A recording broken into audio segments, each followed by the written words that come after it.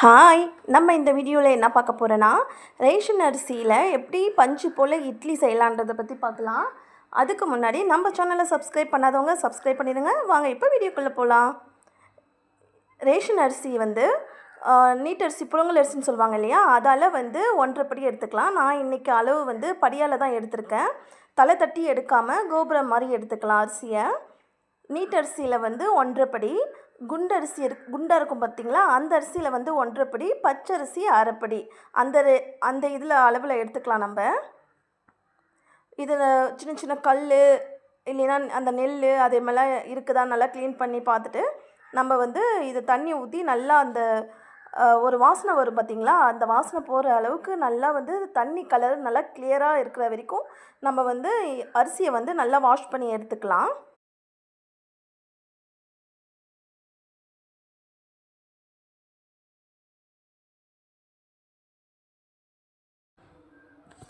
அரிசி வந்து மொத்தம் 3 படி நான் எடுத்திருக்கேன்.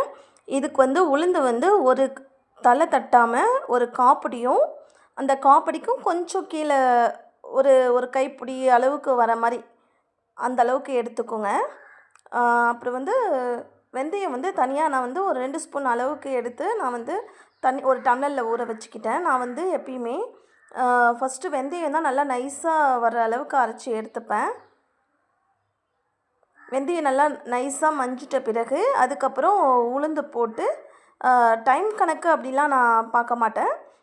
நல்லா மஞ்சிடுச்சுனா எல்லாமே அந்த உளுந்தெல்லாம் திட்டாக இல்லாமல் நல்லா நைஸாக மஞ்சிட்ட பிறகு நான் உளுந்தை வந்து நான் வலித்து எடுத்துப்பேன். மாவு வந்து எப்படின்னா குறைப்பாக இருக்கிற மாதிரி இருக்கணும். ரொம்ப குறைப்பாக இல்லாமல் கொஞ்சம் லைட்டாக குறைன்னு இருக்கிற அளவுக்கு வந்து நீங்கள் எடுத்துக்கோங்க. மஞ்சிட்ட பிறகு வலித்து நம்ம எடுத்துக்கலாம். அப்படி குறைப்பாக அரைச்சி நம்ம இட்லி அரிசி மாவு எடுத்தால் தான் இட்லி வந்து நம்மளுக்கு நல்லா சூப்பராக வரும். 2 மணி நேரம் வந்து ஊற வச்சுக்கோங்க அரிசியை. உளுந்து வந்து ஒரு வெள்ளை உளுந்து வந்து ஒரு 1/2 மணி நேரம் ஊறினாலே போதும்.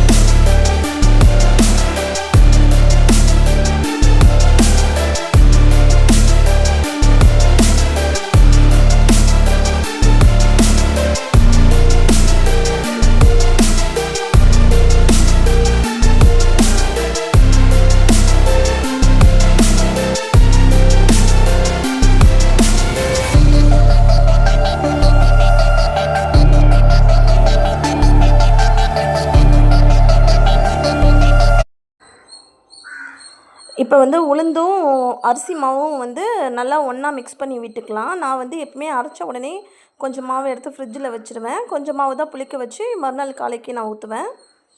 இந்த பாருங்க, மாவு நல்லா புளிச்சு எவ்வளோ நல்லா சூப்பராக வந்திருக்கு பாருங்கள். இப்போ வந்து நம்ம இட்லி ஊற்றலாம். இந்த மாவில் தேவையான அளவு நான் வந்து அரைச்சி முடித்ததுக்கப்புறம் தான் நம்ம தோசை இல்லைன்னா இட்லி ஊற்றுவோம் இல்லையா, அந்த டைமில் தான் வந்து நான் வந்து உப்பு சேர்ப்பேன். அரைக்கும் போதே நான் சேர்க்க மாட்டேன்.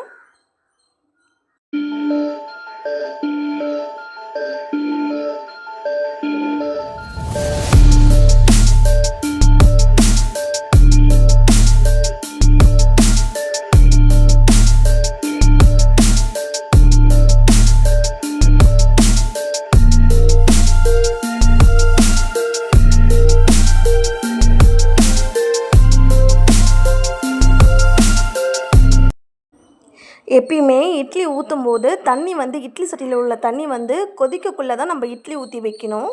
அப்போ தான் வந்து இட்லி கொஞ்சம் உப்பி வர மாதிரி இருக்கும். அப்படி இல்லைன்னா அப்படியே அடை தட்டின மாதிரி ஆகிடும்.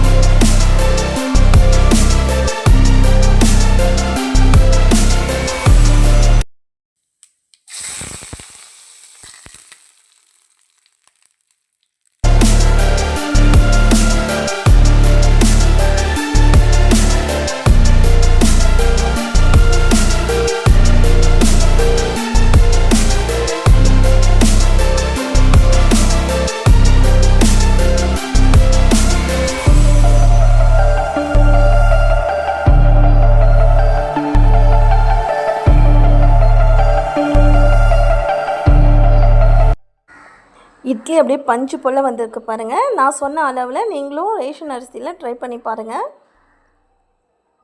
தேங்க்யூ ஃபார் வாட்சிங்.